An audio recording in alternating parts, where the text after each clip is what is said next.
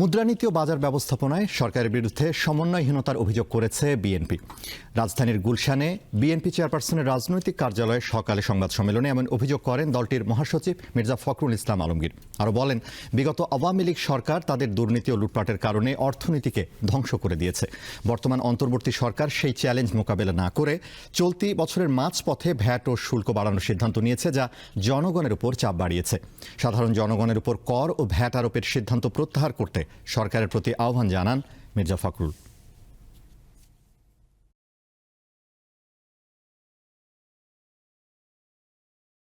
অর্থনৈতিক গঠনের ভিত্তি তৈরির দিকে মনোযোগ না দিয়ে চলতি অর্থ বছরের মাঝপথে হঠাৎ করে ভ্যাট শুল্ক বৃদ্ধি করলো, যা সহজ কিন্তু জনগণের জন্য কল্যাণকর নয়।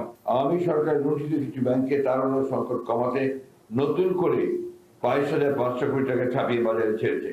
যদিও এই সরকার তার মেয়াদের শুরুতে বলেছিল দেশের অর্থনৈতিক কোনো অবস্থাতেই টাকা ছাপানো হবে না, কিন্তু আওয়ামী লীগ সরকারের ন্যায় টাকা ছাপানোর মতো অর্থনীতির জন্য অত্যন্ত ক্ষতিকর পদক্ষেপটি গ্রহণ করলো, যা দেশের উচ্চ মূল্যস্ফীতিকে আরো বাড়িয়ে দিয়েছে।